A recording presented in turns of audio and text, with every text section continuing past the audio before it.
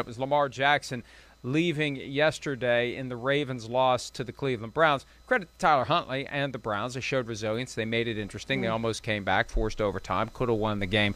But Lamar Jackson does indeed have an ankle injury. It's not a high ankle sprain, according to Coach John Harbaugh, and they are planning on Lamar playing this week against the Green Bay Packers. There he is, out of the pocket. The dive by Jeremiah Owusu-Koramoah at the legs hits the ankles. Not an illegal hit because he's out of the pocket. You forfeit the protection against the low hits. Got the right ankle. Was in a walking boot after the game, but they expect him to play this weekend against Green Bay. Will it affect his mobility? I don't know. I'm sure they don't know.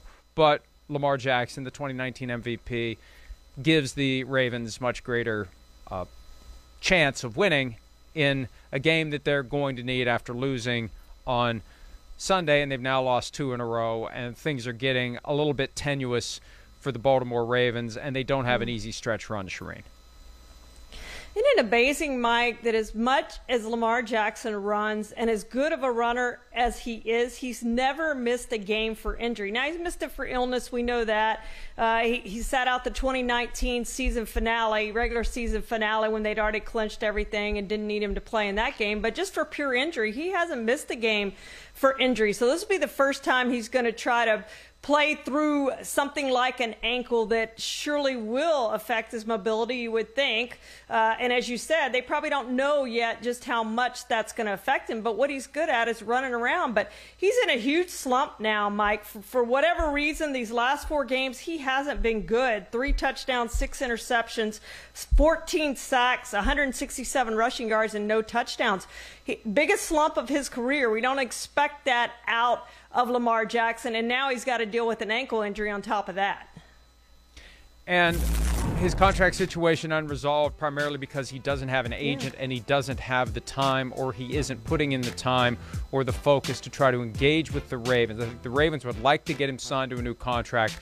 The more he plays under his rookie deal, the more of the injury risk he carries, and we saw that injury risk bite him on Sunday. All the more reason to get a deal done. And I'm telling you, I've said this time and again, I've said it to the point where I'm numb to it, and none of it is going to matter because he's not going to listen to anybody when it comes to this. He needs to hire an agent. Whatever percentage points you give the agent, you're going to make far more than that on the 97% that you keep, the 98% you keep, whatever percent you negotiate with an agent. And there are plenty who will do it for 1%, especially a deal of the magnitude that Lamar Jackson is going to do.